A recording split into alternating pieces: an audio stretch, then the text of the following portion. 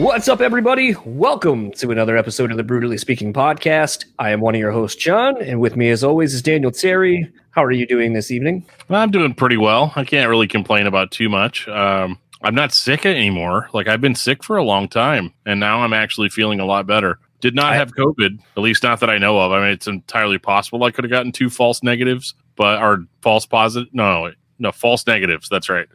I was like, positive, negative. Which one's the one where I'm winning? But yeah, I mean, it's entirely possible. But yeah, I felt like garbage for the past few weeks, and it's only been recently that I've started to kind of really feel on the level again. Yeah, I just take a COVID test today. So that's my second since all of this shit has happened. So first one came back negative, hoping for the same thing. But I basically been off work for the last 20 days by the time I can go back to work, just because my wife ended up getting it. But it was like the most mild case of it I've ever heard. And we're not sure that I didn't have it. I got sick, but basically I had a fever for like, 2 hours.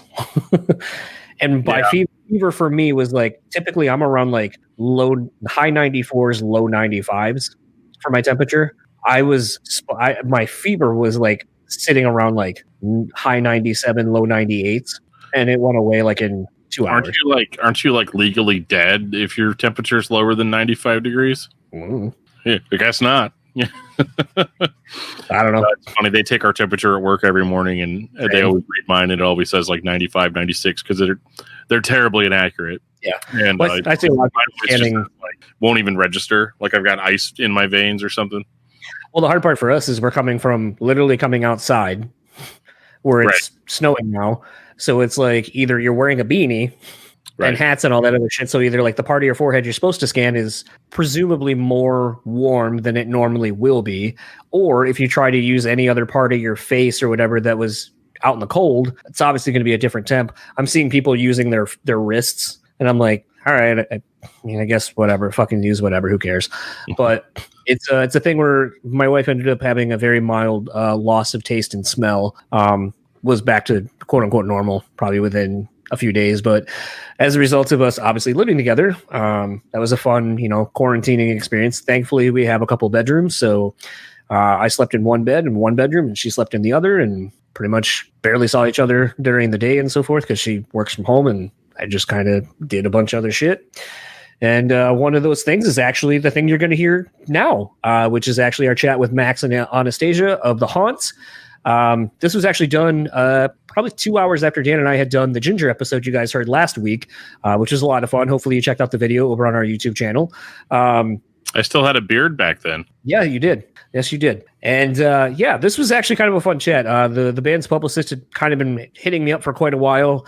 And unfortunately, in the beginning of the pandemic, as we have said countless times, I ended up taking on way more than I thought we were going to ever possibly go through, because I was like, oh, this pandemic isn't going to last that long. And then I just kept doing interviews, and I was like, shit, we have like 3 months worth done already. I should probably stop doing this. Yeah, I've been in the same boat over on Discuss Metal. I was just like, I don't really need to do any more interviews. Like, we released an interview last week that I did like 4 months ago. It's just one of those, like, you end up with so much that, like, you don't want to overload people, but at the same time, it's like there's still a lot of people that are still in lockdowns. There are still a lot of people that really have nothing better to do. Like, people will still be like, how come you only do this? Yeah, like, how come on Discuss Metal you've only been doing it every other week? I'm like, I'm trying to space it out, guys. Like, I'm trying to keep the content that I have, relevant. Well, I think the thing that's been interesting about our show the last, month, I'll say, is the fact that, the diversity of what we're kind of bringing. We talked to, Tatiana from Ginger, who are, I think it's safe to say, one of the more up and coming bigger names in rock and in metal right now. We obviously had Jason from Breaking Benjamin, Love and Death.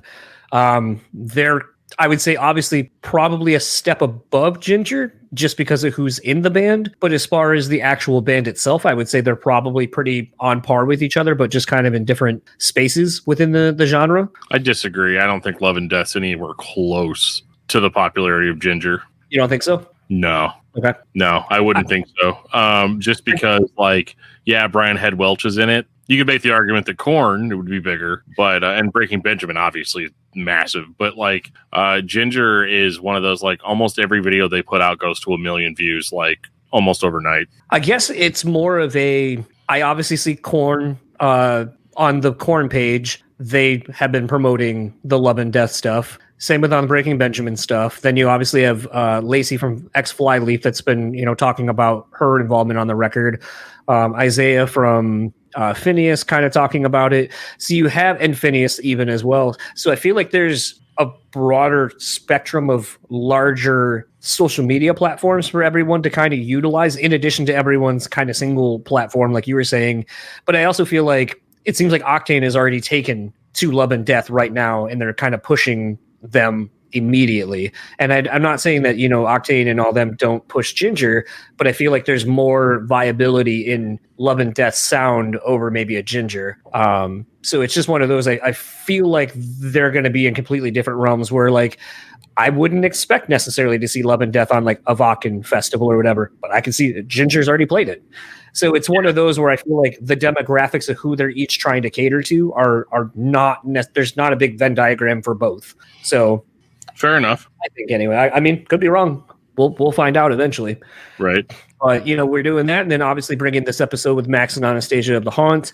The Haunt kind of being, it's really hard. And obviously, as you'll hear the conversation, there is a lot of bands and references that I'm pulling out. It sounds like I'm just probably name dropping for the sake of name dropping. But I think it kind of really speaks, in this day and age, when we get to talk to some of these newer bands, quote unquote, that it's interesting to see how they're doing things, because this pandemic obviously has fucked us all in a multitude of ways. But I couldn't imagine trying to be a newer band who's trying to put out your music and get it out to as many people as possible. And one of the few ways that usually makes that easier is playing live. And now that's not even a possibility. So you're just like, well, how do you reach people? Like, you can't go out to people's cars and leave, flyers on their windshields and shit and be like, hey, come to my live stream. That's what the Facebook wall's for, right? Sure. Every day, it's funny. Everybody's always like, hey, yo, you're going to catch so-and-so's live stream? I'm like, probably not. It's just like going to shows back in the day where it's like, dude, this band's doing this live stream right now. And it's like, yeah, that's cool. I'm doing stuff during that. It's like, well, what are you doing? We're all locked down. Yeah, I know. But like, I don't know. I'm trying to get you to go away. Stop asking me questions. But like, yeah, I think the balls on people putting new music out now is very, very, very impressive. Just because they don't get to take it out on the road. They don't get to take it to that next level that fans expect. I feel like sometimes to really become a fan of a band, it used to be like a 2-step process where you'd hear the band, you'd like their stuff, then you go see them live. Then you buy their shirts, you buy their merch, you buy their music. Whereas now it's one of those, like, I think that the bigger bands are doing a really great job of maintaining their fan base by providing all this extra content. But I think it's a harder sell to pull in new fans. Like, it would be terrible to be a brand new band at this point. Yeah, I think that's kind of the fun thing. I caught the Atreyu live streams recently. Thought they were pretty good for what they are. The unfortunate thing kind of with that band, if you've seen them in recent years, is really how a lot of their live show is predicated. And, a lot of bands they are, but how a lot of their live show is predicated on crowd involvement within the songs, within, the between stage banter and so forth. And I think it's kind of a bit weird for them to basically reintroduce themselves as this new iteration of the band on a live stream. So that was interesting. I'm probably going to buy my ticket tomorrow for the Tidathon, the Every Time I Die stream, where they're going to basically do a shit happens, but for a live stream where it's like, here's skits, here's a bunch of other shit thrown in. And I'm actually looking forward to that, because I think that'll kind of be one of the first more like that I've seen in any of these. So I'm interested to see how that comes across in a streaming capability. But, sort of, I guess, kind of piggybacking off of Dan, I do think it takes a lot of balls to figure out what the fuck you're going to do during all of this and how you're going to do it. So, I mean, speaking of figuring out how you're going to do it, let's just kind of get into my conversation with Max and Anastasia, and we'll talk to you on the other side of it.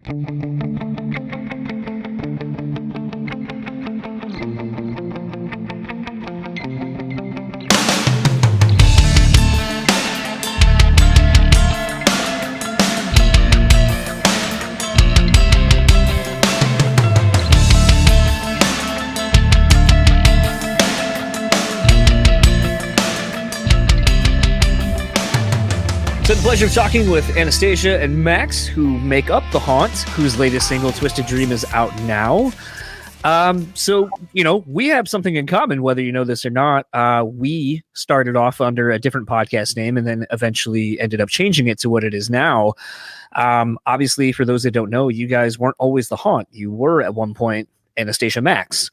I know the painstaking conversations that my co-host and I and somebody else at the time went through and coming up with a name that kind of really fit what we were trying to do, shopping around to make sure no one else had those names and, securing socials and so forth. It's quite an undertaking. So what kind of went into the name change, and were there kind of any trepidations about maybe, giving up the work that you had already done under the previous moniker? We were under Anastasia Max for a while, but we never really felt completely heart set on it. We liked it, and we didn't feel like there was anything really wrong with it. We just were like, it doesn't really feel like a band name. And every person we said it to, we were like, what did you say? And so we were like, we should try to consolidate the name a little bit. And then when we thought of The Haunt, and before we even picked Anastasia Max, there was a year of just trying to figure out a band name. We had all these different, trying to figure out clever sibling band names and this and that. And, you do go through this whole process, and then eventually it's just like that's the one. But when we got Anastasia Max, it was kind of it started as a placeholder. And we really, really liked it the more we used it. We're it's kind of super unique and weird. And then eventually, when we got to picking our title for our EP, which we did put out under our old name, we put it out under Anastasia Max. And if you order a vinyl or a CD, it says Anastasia Max on it. We picked that name, The Haunt EP, knowing that we would transfer our name to it. So we kind of wanted to stake our claim into it. And then but we were just kind of waiting for the right time to announce that we were going to change the name and everything like that. We were like, are we going to lose people? What's going to happen? And then once we got the go ahead that we were going on tour with Palais Royale, we were like, if we're going to change it, we got to change it now. So we just went full steam ahead and changed all the social media and everything. And we had to go through all the routes to change the Spotify name and email and this and that, YouTube. It was a huge pain in the ass, but we got it done. What it's kind of funny because the podcast I started was basically Johnson's Idol Podcast because I could not think of a name. So very much the same. It was a placeholder name, but there becomes a thing for me, and I don't know if it'll be the same for you guys. But when I added my co-host, I was like, I just feel like an asshole for having my name and literally my face on everything. And to a degree as well, I felt like, I was jealous of other podcasts that could, kind of casually talk about themselves to other people. Sharing it in Facebook groups or whatever. And it's not so blatantly obvious it's you. Yeah, did you run into sort of the same thing? Where literally both your names are the name of the band, where people are like, oh, it's you, and you're like, yeah, no, it's us. But yeah, you just check it out. Honestly, no, not too much in the beginning. There was not that much of self promoting and stuff like that going on that early before we had changed the name. So we were playing a lot of local shows, and we had gone on some minor tours around the East Coast and Florida and New York and stuff like that. But we didn't have any we didn't run into any issues too blatantly where it was the funny thing is that we didn't run into any issues that are any more than what we run into now, because now we go by Anastasia Haunt and Max Haunt. So it's kind of the same thing. It's still our names at the end of the day, It is kind of interesting when I'm sort of jealous of my co-host with his other podcast. They call Discuss Metal.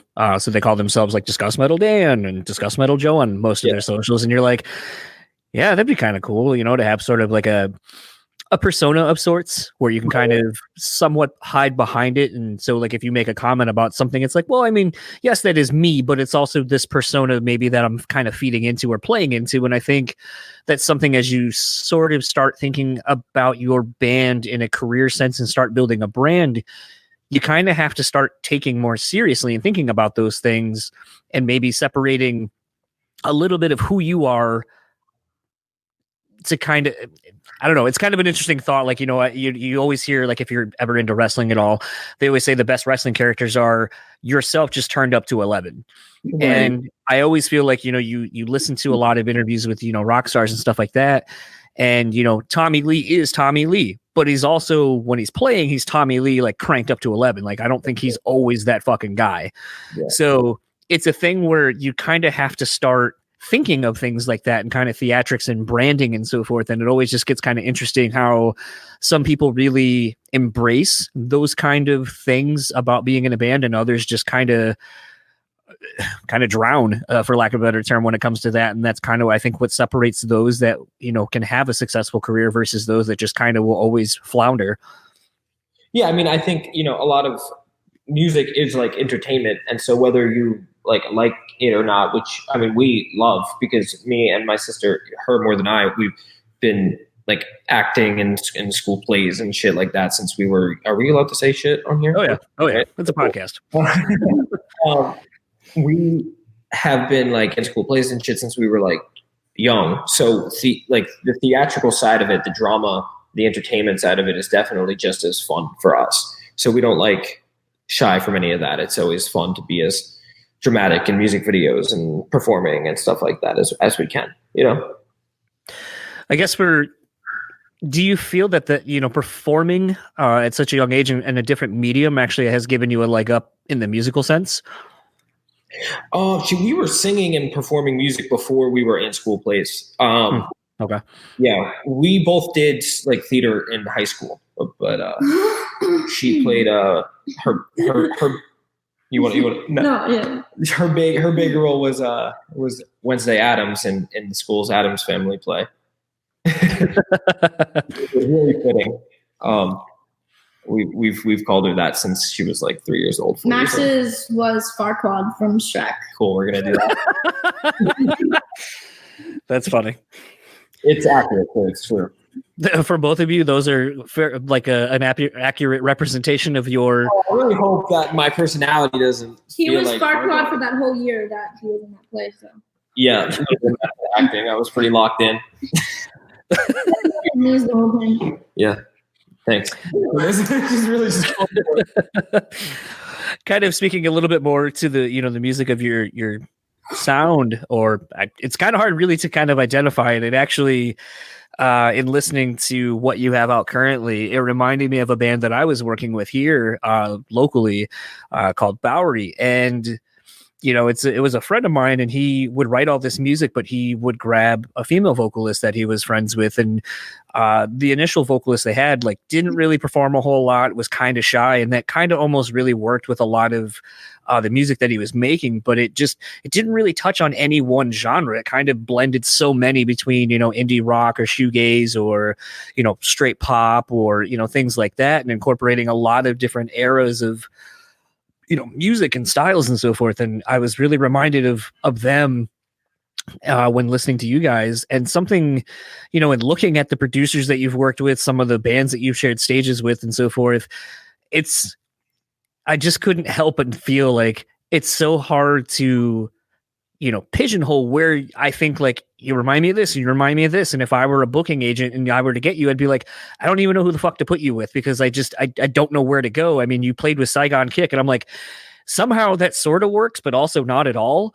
And so it's one of those, I remembered having the same problem with Bowery. I would have them play with, a folk band, but then I'd also have them play with a blues band. And somehow it kind of all worked because there were little pieces of all of those things sprinkled throughout.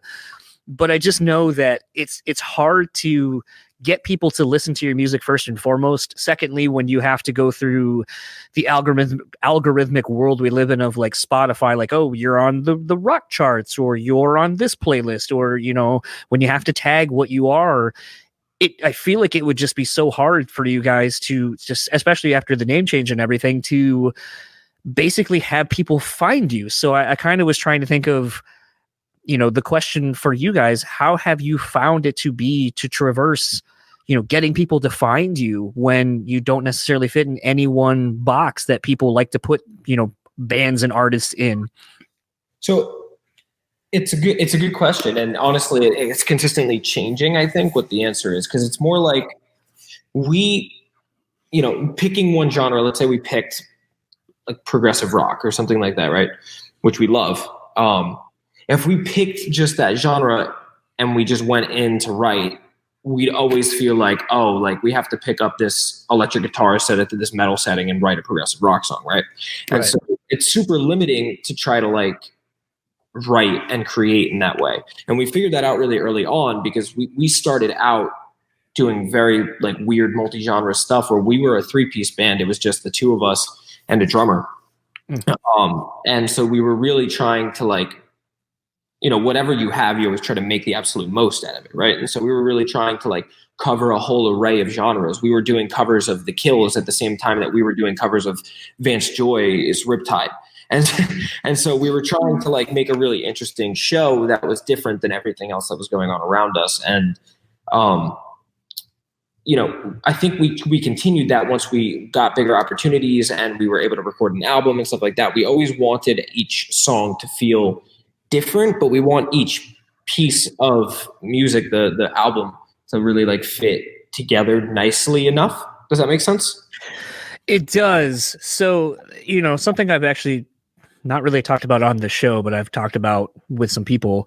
One of my friends' bands, you may have heard of them. I don't know. They played, were signed and played around quite a bit, but the band Wilson. So they started off kind of as more of like a blue collar kind of metalcore-y kind of band. Think more like Every Time I Die kind of stuff. And then, they put out the next record, and the next record was a little more polished, kind of had more of a, that octane kind of sound, like the not classic rock, but basically more of like a radio rock kind of sound. Right. Then they put out what was their last record, and they kind of ditched the sound entirely and kind of went more, like there's a song where I could totally hear it like on the end of a summer movie, like an American Pie, like it's the end credit song, or like, maybe a middle of the movie sequence, like a montage kind of vibe. Yeah. And so, they kind of just went all over, but like over the course of their 3 records, they never really consistently had a sound. And, I feel like that was something that kind of hindered them, especially once they decided to go completely away from kind of that rock sound as a whole, but they're still touring with a band like Seven Dust or whatever. And I'm like, but if you really wanted to separate and kind of get away from that, then you really needed to have taken tours with like a Don Broco or something like that, where it's a little bit more adventurous in the sound and what the bands are playing. And I feel like you just see too many examples of that, where it's nice to have what I'll call like a playlist album, where the album sounds completely different from it itself. Maybe the mix is kind of what keeps everything together, or there's little things that if you're actually paying attention tie it all together, maybe a narrative or a theme throughout. But sometimes I wonder if it's more of a hindrance for a band to kind of have such a wide array of sounds to where they're not able for fans to kind of latch onto it, or even for, like I said, a touring sense, because that's where any band now stands to make, their money and their mark, really. That's what I was going to touch on, is that touring sense is kind of that little thing that sticks out, right? Because you're like, okay, like I could put out an album and it could get 1 million listens on a song or something like that. And that's really cool. But what am I making on that? Probably $50.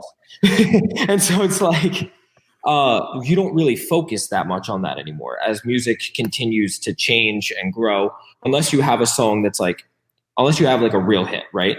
Right. You hit and you're, let's say, I don't know, Lovely the band, and you hit and you create Broken and it blows up. It's the New Year's Eve song. It's everyone loves it. Fucking great song. And so you go and when people go to see you, then that's what they want to see. They want you to do exactly that. But if your songs are not a hit, you almost have this really cool freedom where we could get a show. The band could get a show with Palais Royale, and we could crank up the distortion on our set and play this really heavy version of our set that fits with them better. We're playing the same songs in just a way that's rehearsed more to fit that audience and that sound. Or we could create, let's say we got a show we actually opened for Lovely. That's why I brought up that example. We opened for them when we came back from opening for Palais, which is funny, really contrast. And we were able to clean up our set and play a few more like electronic elements through drum pads and stuff like that to really bring in this very like clean sound that would appeal more to that audience. And when you don't have a hit that people are expecting to hear one specific way until you reach that level, it's kind of freeing. And once you reach that level, you're kind of in a good place anyway. So for this like grinding side of music, when you're at the lower level, we really enjoy the versatility of being able to go and play garage rock shows at the same time. The next week we could go open for Love of the Band and stuff like that kind of thing, you know? So it's sort of interesting. The other day I was watching the Justin Timberlake and the Tennessee Kids show that's on Netflix. They're the concert. And what was kind of interesting about watching that is, and you know, and some of the greater, more pop-centric artists, you know, like someone, I'm thinking like Pink, Michael Jackson, Justin Timberlake's kind of in there.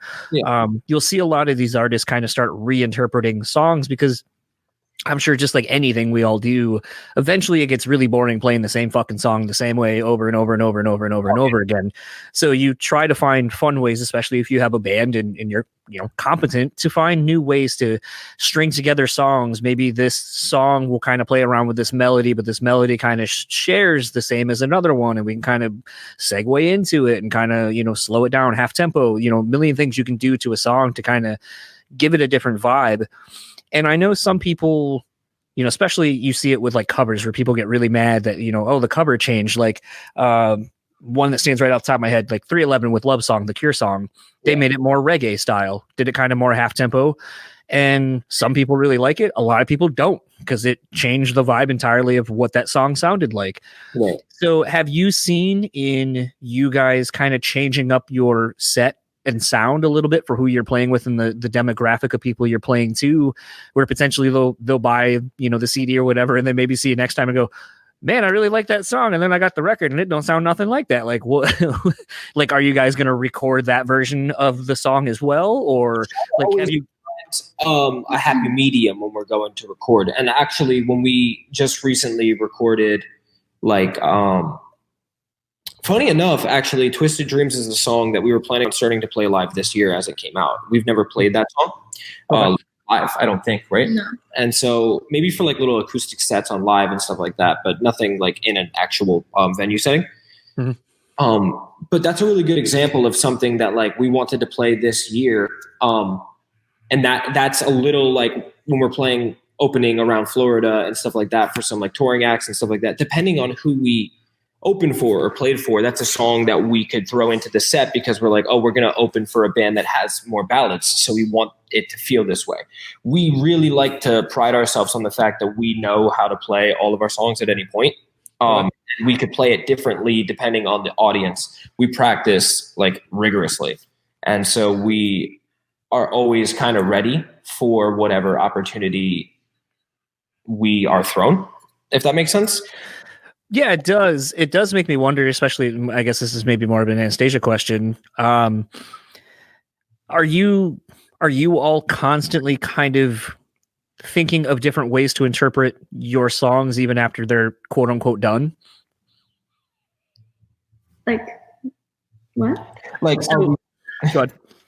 Yeah, I think he's asking, like, are we constantly, like, even after a song is like quote unquote done, like when we've recorded it and put it out, like we still are always looking for ways to like change it. And oh yeah, and just play it different ways live and see everything that we can do with it. We do that a lot. Like we love practicing like our acoustic set just to see like the different dynamics we can do and focus on like our harmonies and voices together. Is that how, you know, there are some bands that you listen to and you wouldn't think an acoustic is the way that the song would have been started from the arrangement position. So like a band, you know, there's like this Christian hardcore band Blindside, and you know, I really loved their guitar riffs, but I ended up finding out that their guitar player is like, yeah, I play on an acoustic because if it doesn't sound good there, then it's not going to sound good, you know, distorted and all that kind of stuff. So I like to have it start from a more pure organic place and then kind of build from there and make sure the song works at its most fundamental. Is that how you start with a lot of your songs, or what is the process to build your music? Well, with mine, I start completely stripped down. I'll just write a melody on piano and my voice, and then I'll bring it to him, and then he'll add like some rock, I usually start with just like a bluesy song, just originally, just like my voice and the piano. And then I'll take it to him and he'll like rock it up. Yeah. I mean, the same vice versa here. I used to only write on acoustic guitar and then try to figure it out. But the more I've been producing music, I've been writing that way. So I start from a little bit less of an organic place, I guess, now, just because of the tools I have at my disposal. It's easier for me to like see a song when I'm recording it into like a Pro Tools session or something like that. But for a long time, like our first EP and all the music that we're releasing now, all of that stuff was recorded into we just started with acoustic guitars and we were playing it together, and then we would bring it to practice and like she would have a ballad and we would like speed it up and turn it into like a rock song, and we would have a rock song and she would bring it down and have like add the vocal melodies that make it catchy and stand out. A really good balance between the two like different songwriting styles. I would assume there's probably just a plethora of like demos of some of these songs and different iterations before they became like, like a Twisted Dream before it became How We Hear It. Oh yeah. I mean, probably 20 remixes of Twisted Dream in my computer. It's unbelievable. As I say, one of my favorite bands is the band Him, and they're notorious for dropping, B-sides or different iterations of their songs. And, some songs will be super fast and aggressive, and then the next thing you know, like the remixed version or whatever is like way slowed down. It's almost like a stoner metal band at times, and you're just like, what the fuck? How did it ever get to this point? Or more to the point, how did it go from this to what it became? Because it's completely different as far as your tempos and all of those kind, and even like your melodies and so forth are just so different. So I always find it interesting, with some bands that have people who work on the songs, whether it be like, oh, well, it started off with this original vocal melody, but then we changed this, or the chorus you hear now was actually the first verse, and the first we had was actually a chorus idea, and we just picked and pulled apart all these ideas, and then it became this whole other thing other than where it started. And to me, I always think that's the fun thing about songwriting, is just kind of seeing the different stages it goes in, and even to a production level. Like sometimes you'll hear a song and it's the first, it's just recorded and it sounds one way, and then you get your first level of mixing and mastering done and it sounds a different way. And then when you get your final, you're like, holy shit, this doesn't even sound the same as where it started when it was still done, but just kind of had like little things done to it to make it really shine. That's what she really loves to do to me, is she likes to write like this really, when she sits down at the piano, she could write like the most incredible melodies, and she'll write incredible lyrics. But my job is always to create like the little puzzle piece of just taking all these awesome parts and like making like the most, trying to figure out how like the song structure would fit best. So like what part is the catchiest? Which part are we going to make the chorus and this and that?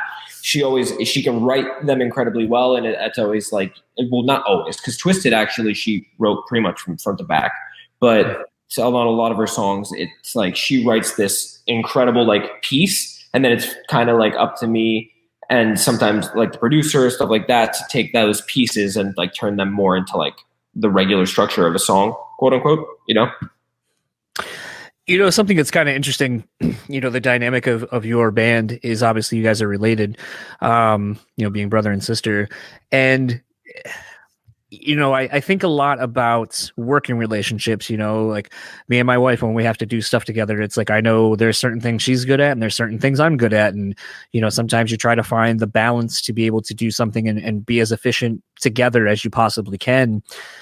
I think you're the first set literally of siblings I've gotten to talk to. I talked to Jake from Greta Von Fleet like forever ago, and I don't really know how that band works, but it's a thing where it does make me wonder, was there ever a worry of being in a working relationship, and how maybe, especially when you're doing something as being vulnerable and sharing something that you created and have feelings attached to, that maybe it would hurt your personal relationship? I don't think so. I don't think that was ever a worry, because when we first started the band,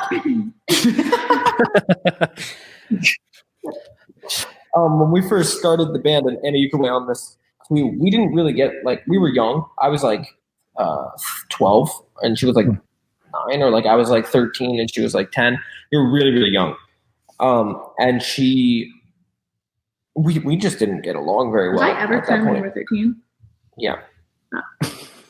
Yes, you were. I don't think so. Actually. I'm pretty positive. We're 3.5 years apart, so that would be how it works.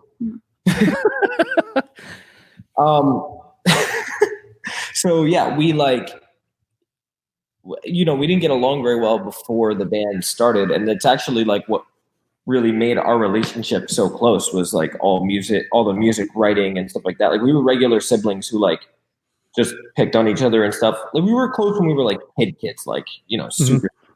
But then through like my early teenage years and like preteen years, I was probably super angsty, and she was just a kid. And she was, the younger sibling vibe. And so it was, we didn't get along incredibly well for that little time period, 4 or 5 years. And then once we started doing music, it was like what really brought us together. And now we pretty much. Is that Mom? Yeah. Our mom's cooking and she's mixing something in the kitchen.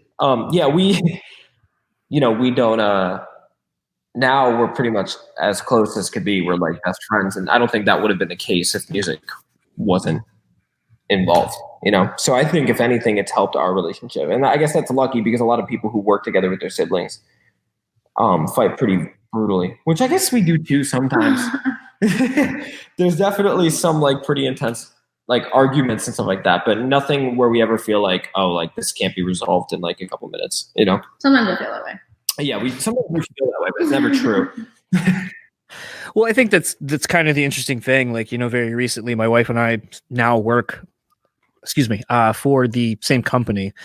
And so something that I've realized has kind of been an interesting dynamic to our relationship now is, usually you come to each other and kind of bitch about whatever your daily issues are. Like, oh, I had to do this with this person and they were a fucking bitch. And you're like, oh, yep, same. I had to let me tell you about my day. And now that we work for the same company, I realized when I would come home and kind of complain about some of the stuff that I was going through, she knows the people that are sort of responsible for some of my complaints. And, she's asking me questions about, well, why is this going on? I don't know. And so now what has happened is it's made it a lot harder for us to be able to kind of complain about something, because now it's like, well, we live together, now we work for the same company, so like we can't get away from it. And so I wonder at times if being in a band with like a sibling like that kind of runs the same thing, where it's like, well, now I can't bitch to you about this thing because it's the project we're both involved in, and we also are related. So like I can't like literally get away from you because I have to kind of be around you. So it just kind of, as I was thinking about that and what I've been going through in the last couple of months, it's just something that I wonder if bands who have siblings in it go through the same thing, basically, where it's like, oh shit, like this kind of sucks. Like if I'm frustrated with you because something you said while we're working on a song or whatever, it sort of gets harder to kind of compartmentalize parts of your life like that, because now you're so fully invested in each other's lives on a multitude of facets. So it just kind of is something I've wondered if has caused any friction, or is something actually maybe that you've not really experienced. Yeah, I know. I totally get where you're coming from on that. And I think that it's a real thing. I think it's a real issue for us too. But I think when you're working with, because the main people that we're intertwined with the band is like, it's us. And our parents actually work very closely with the band too. And then that's interesting. Yeah. And then our drummer is like both of our best friends. And Nat has been, before she was in the band, who's our bassist, she managed the band. So she's been part of the project since the beginning too. And then we have management, and those are like the only people on a day-to-day that we really like work with closely. And when we're doing that, it's kind of like, since it's all so tight knit and intertwined, it's instead of being like, oh, like I can't really complain about this, it's more like, okay, well, everybody knows everything right now, so we just need to like work it out. So Yeah, I mean, obviously you have that like initial feeling of like, oh, I can't like vent about this or talk about this. But at the same time, it's like, okay, well, maybe this will just make me like, I don't know, solve it head on and like just handle it more quickly and concisely than I would have if like this was some other like larger scale company and something like that, you know? Right. Yeah. Yeah, definitely an interesting thought. And like I said, just something I've been kind of going through and kind of thinking about working relationships and dynamics within those. And like I said, it's just kind of one of those, it's not a normal working situation, whether it be creative or, you know, just a financial working job, but is definitely something that I feel like would potentially add more stress to a personal relationship. Definitely adds more dynamics than like, I would say a regular job where we went separately and just lived in the same house. Obviously we're both incredibly it's music too. So you can't forget that it's an art and like, we are really, really emotionally invested. And so like everything that happens, there's like, you know, upsides and downsides. Whenever anything sucks, we're all depressed. And then whenever anything is awesome, we're all like equally happy. So I think that's the biggest thing is like, if everyone's head is in the same place, it could be a really, really good thing, you know? Yeah. I just know I've been in rooms where, you know, you're fighting over a part and, you know, I lived with a guy I was in a band with and it's kind of the same thing. It's like, you guys are both arguing for your part and then you're just like, fuck it. And then like you leave, but you're like, shit, we both live here too. So like, I can't get away from you either. So like, it's like a lot of times it'd just be like, all right, well, you're being an asshole and this isn't going to get solved. So let's just stop and either go upstairs and just drink or go to a bar and hang out or whatever, do something and just get away from this environment that's causing the problem. But like I said, I know that that's not how a lot of people are able to literally think in the moment, realize that nothing is going to be solved currently due to a multitude of things. And then just instead of it blowing over, just walk away. You'd be surprised how many times we just like will randomly call a vote when we have those arguments. It's just like, okay, well, if you don't like the part, like Nick likes the part, so that's one vote for me, and then we'll just kinds of like little votes, and then like because there's there's 4 of us in the band, so obviously like most of the time the votes don't do anything. I was gonna say usually that doesn't work either. Well, it's 4 people in the band, 2 boys and 2 girls, so it's always going to be like a tie vote. Yeah. And then there's obviously the like, well, I mean, I'm going to side with my sibling, you know, blood, you know, that kind of stuff. They're arguing. You know, something we haven't talked about it a lot recently, but something we have talked about on the show quite a bit is basically the singles EPs versus putting out full lengths. And it seems like you guys have gone down more of the route of putting out those. What has led you to choose this as the release type over a more traditional full album release schedule?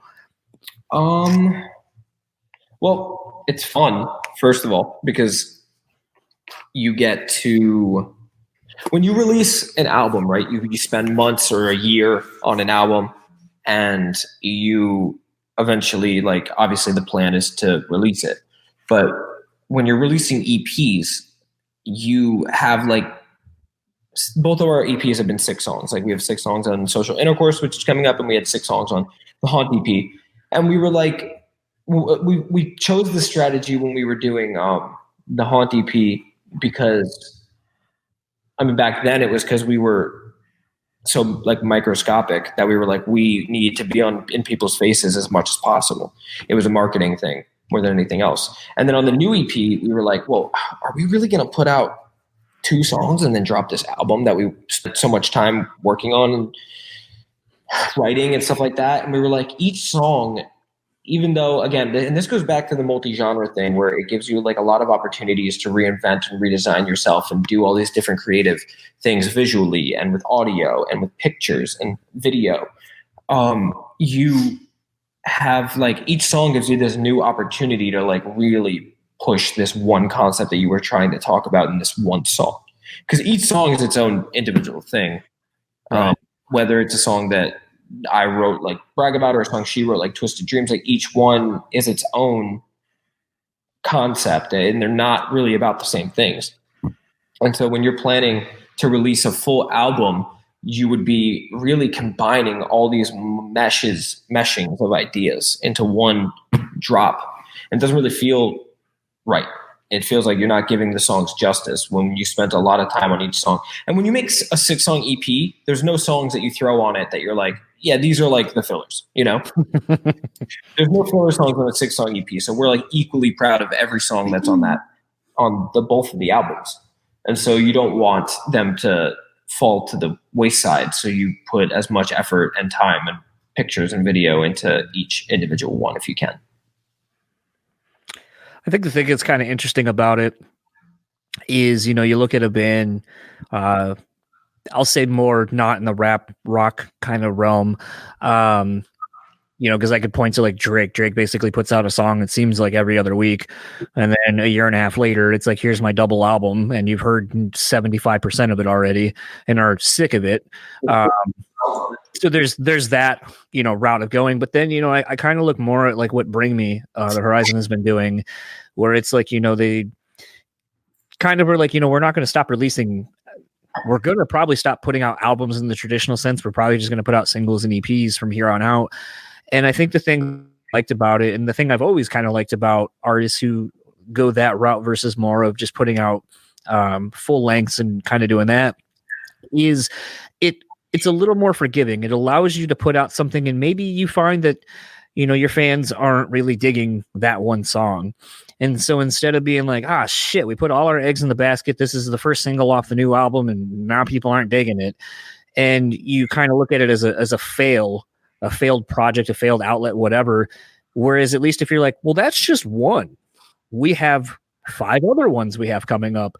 And it allows, I think, the fans to be a little more not understanding, maybe forgiving, or more open, I should say, to the music that they're about to hear. Because maybe if they know that, like, I'm not really feeling this song, but man, I really like this one and this one.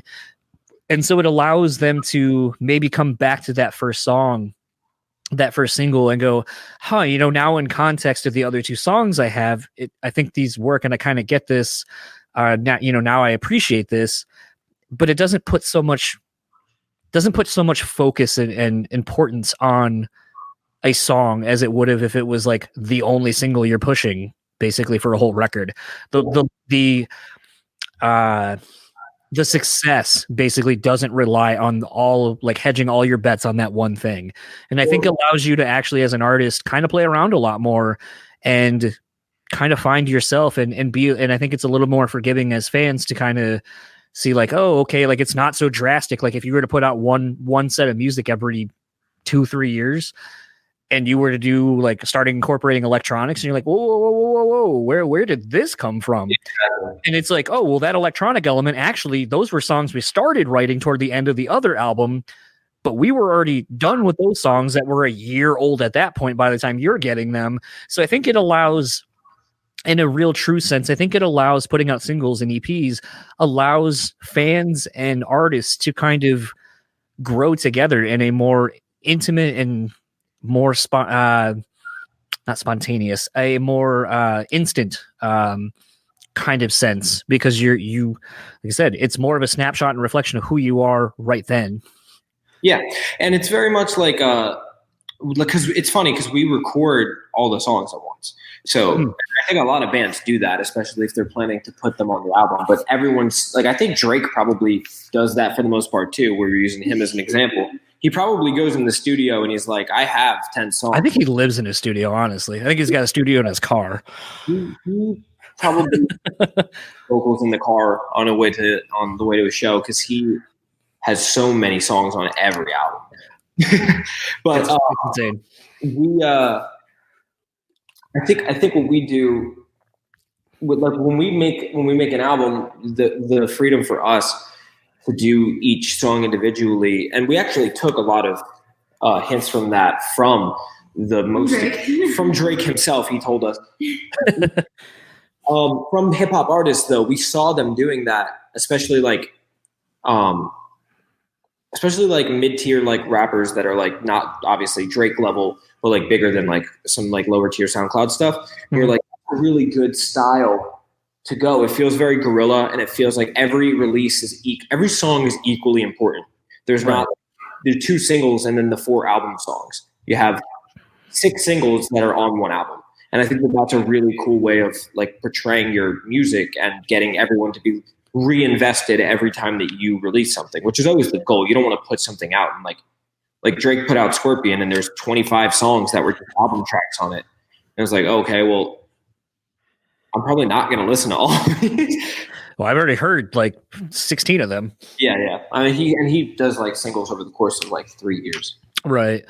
The other thing I'm kind of noticing, a lot of bands sort of at your level, and even honestly, the like I said, more of the hip hop kind of realm, is it seems like each release also coincides with a merch drop, basically. So it creates more of a buzz around the video, the merch line, the song. It's a very like 360 all encompassing kind of product, for lack of a better term. But it's been kind of interesting. Like, I haven't really, I mean, you guys have done the videos, you've done the singles and so forth. And, I'm kind of privy to some of the things you have in the works for, coming up in the new year. But I have been kind of surprised to not see like the big merch drop around these things. It would seem like with some of the lyricism and the imagery that you guys put into, your music, that it would seem really rife to come up with interesting merch designs and so forth. Yeah, and we actually have been working on it. We have a lot of old merch designs, and the ones from the first EP still sell really well, and so we keep those in stock and stuff like that. And we had this game plan. It's funny because once the pandemic hit, we were completely guerrilla on our game plan. We were like, we're going to hold, like, okay, so there was March, right? And everything broke down. And we were like, 2 weeks. Okay, well, I mean, that sets us back 2 weeks, but like at least we'll be able to like put our album out after. And we actually initially planned to release the album as an album, not as singles. We would do a few singles and then release an album. At least leave like 3 or 4 songs on it to be part of it. But then when everything changed, we were like, we need to go kind of a different style on this.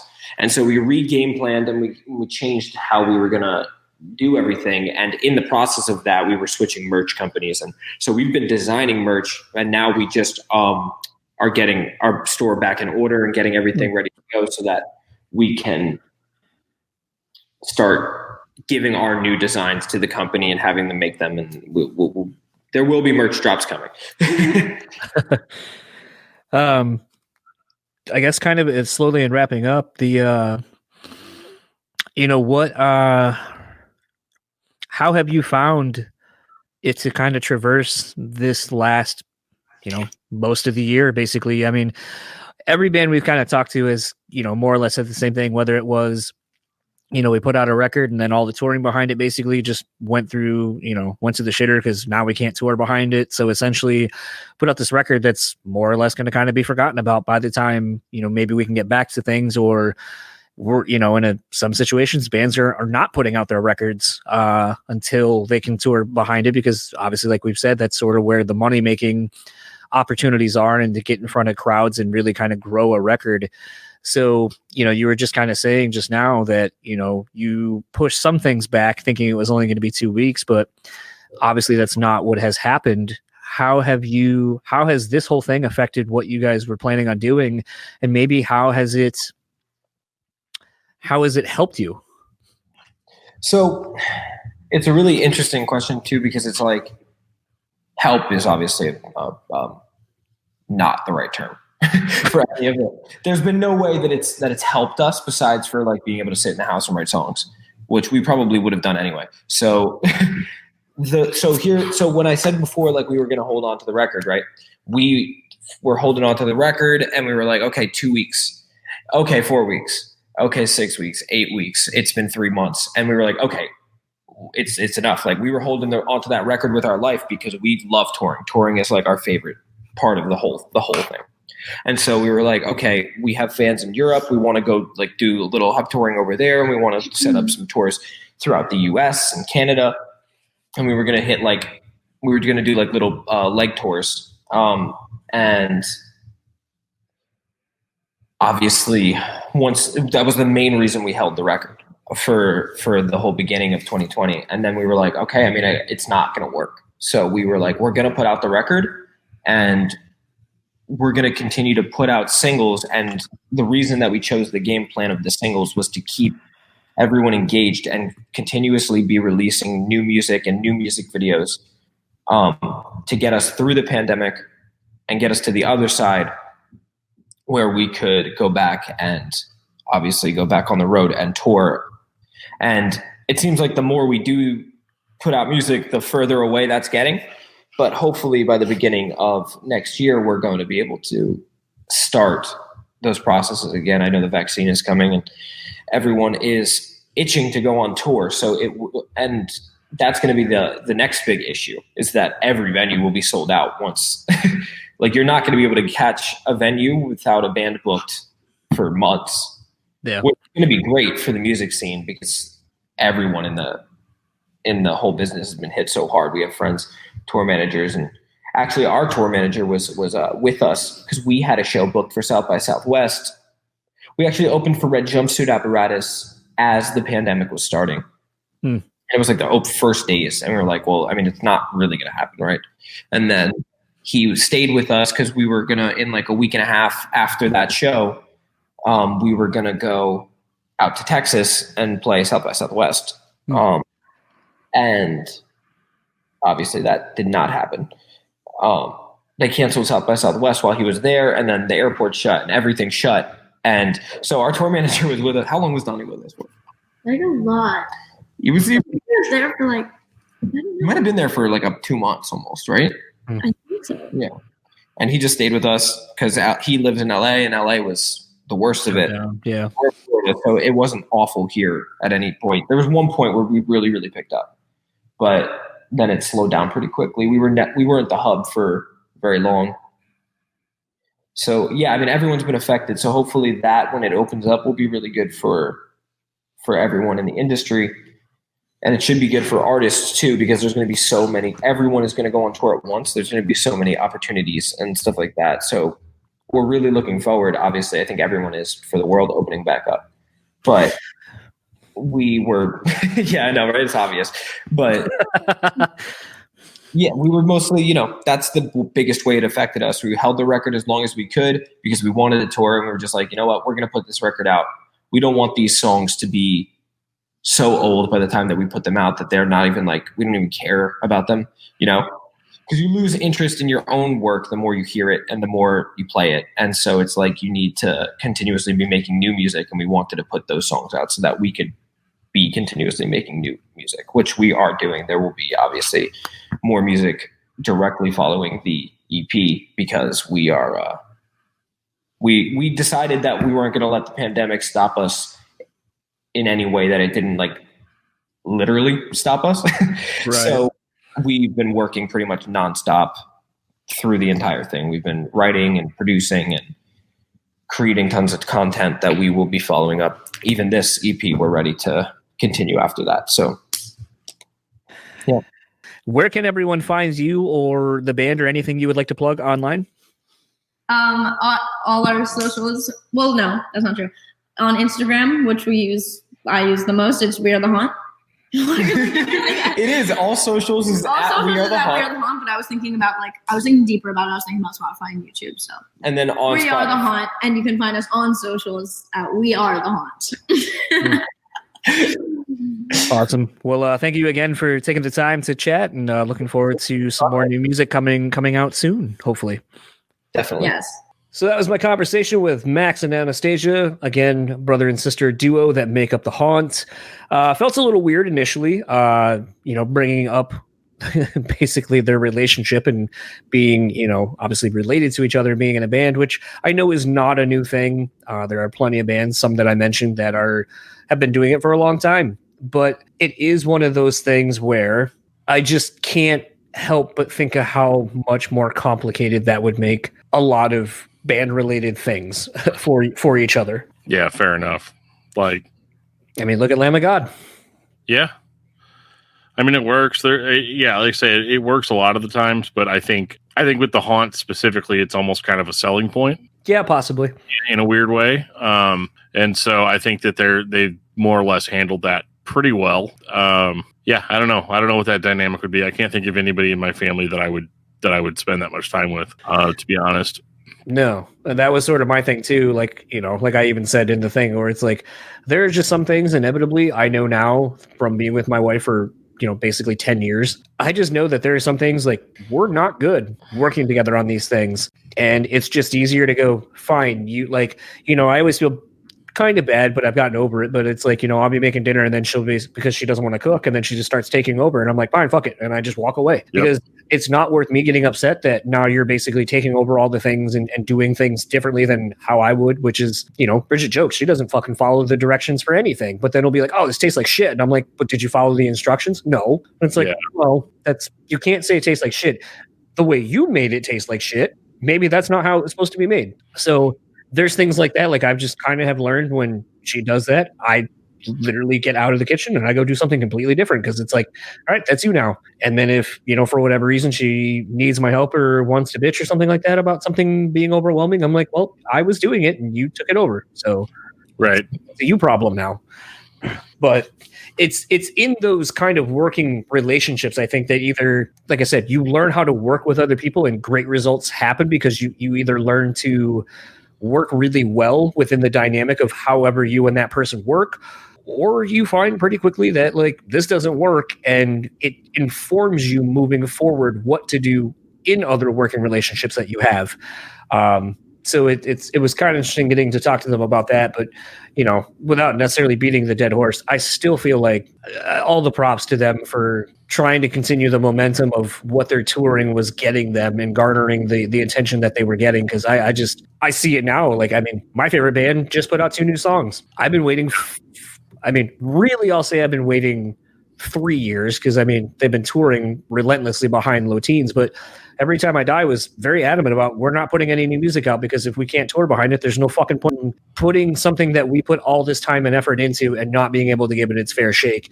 And I do really understand that line of thinking, but as a music fan, holy shit, am I glad that they kind of seceded a little bit and are like, fuck it, here's 2 tracks. And then apparently if you buy the tickets to the live stream, which for, I think it's like $10, I get a whole nother new song. So to me, it's like I wasn't planning on getting any Every Time I Die, and now in theory, I got 2 tracks for free and 1 for $10. Like, I'll take it. Yeah, no doubt. Best deal ever. As long as the music's good, and I guess that's kind of at the crux of everything. That's really all that matters. Is if you have good music and you've taken the time to make the songs be the best that they can be. I don't really understand. I guess there's really no downside to it. It's kind of the great thing about music, I don't know how many bands you found where you're like, holy shit, this band's great. And then you find out like they've already broken up and all the 5 or 6 albums that you're excited about have long been out. All the time. especially with what I do. Yeah. Like it's I'll hear something and be like, oh, this is super cool. Everybody's like, yeah, it was. I'm like, what do you mean? Wait, what? Yeah. It's so funny. It's like I'm such a huge fan of Death, and like I didn't get into Death until after Chuck Schuldiner was dead. Right. So like that's one of those like, oh, okay. And I'm like freaking out about all this stuff that's like old news to everybody, and I'm just like, yeah, cool. Yeah. Yeah, I think it's kind of funny. I actually think Death is kind of even a good example. Unfortunately, because of Chuck's passing away, we don't really know where Death would have gone. All signs kind of point that they could have been. I don't know if Metallica is necessarily the reference. Maybe they could have been the Metallica of what they do. Yeah. In their genre, they could have been. And to a degree, they actually still are.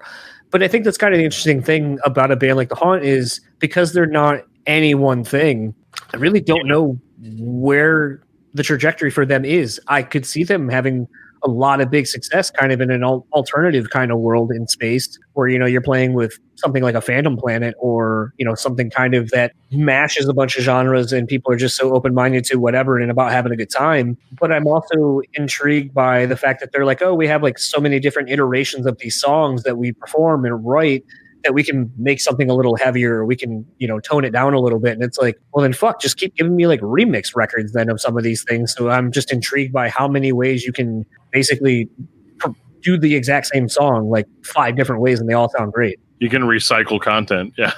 Yeah. Essentially like just put out 4 EPs that are the same record and just the reimagining part 1. There you go. And then I guess you could even kind of give it a fun name with like the name like The Haunt. You could be like, oh, haunted dreams or haunted versions or whatever. Yeah. Haunted nightmares. Wait, I guess that's implied. All that said, if you would like to keep up with the Haunt, simple enough. We are the Haunt everywhere: Facebook, Instagram, and Twitter. Look out for some new music coming soonish. Don't necessarily want to say the dates I've been told, just in case this pandemic pushes that back even further. No one likes to basically spoil a surprise or promise something and then have it not be delivered due to extenuating circumstances, really. But Dan can tell you where he can be found, because that doesn't ruin any surprises. It doesn't ruin a single surprise ever. I can be found on Twitter at DiscussMetalDan. I can be found on Facebook under Daniel Terry. I can be emailed at discussmetaldan@gmail.com. I can be found at discussmetal.com. On my other shows, Discography Discussion and Discuss Metal. You can find me on twitch.tv, Discuss Metal Dan. We stream podcasts and video games and interviews and all kinds of good crap over there.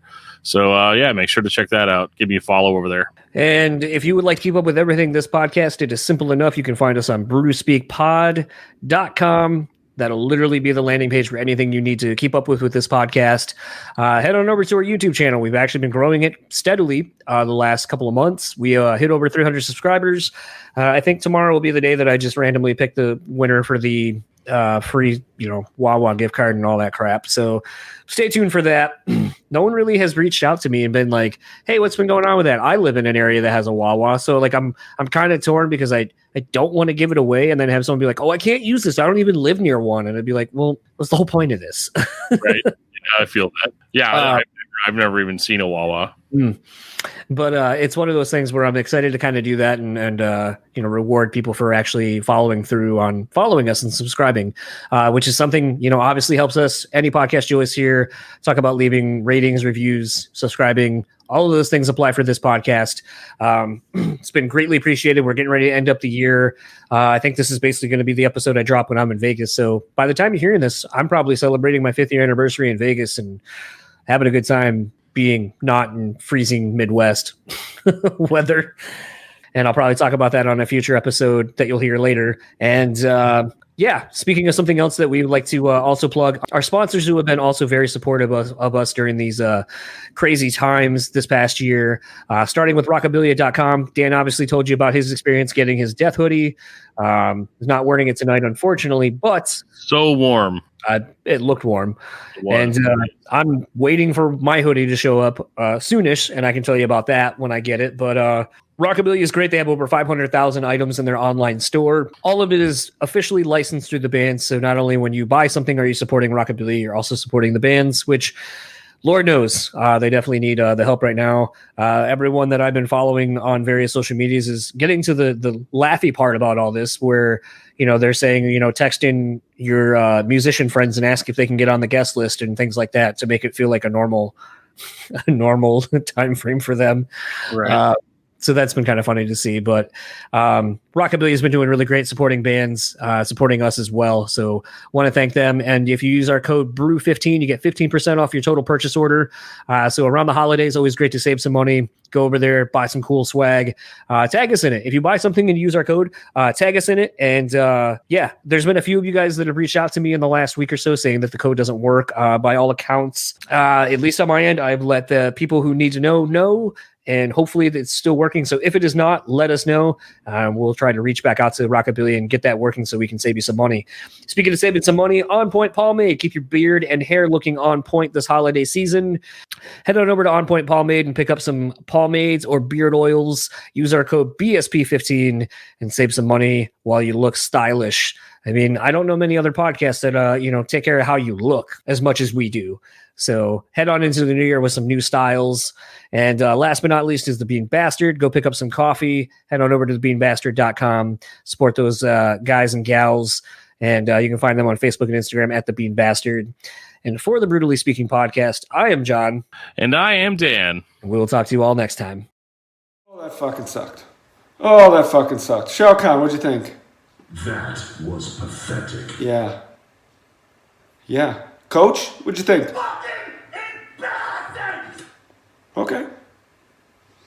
Okay. I mean, I knew it was going to fucking suck, but I think those guys were a little rude. Austin Powers? How about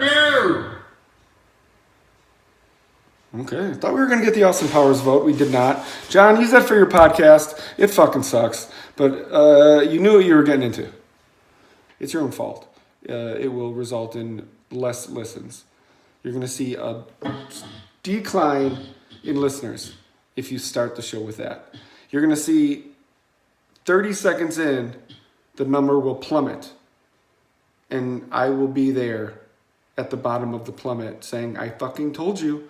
Don't use this fucking riff. It sucks. But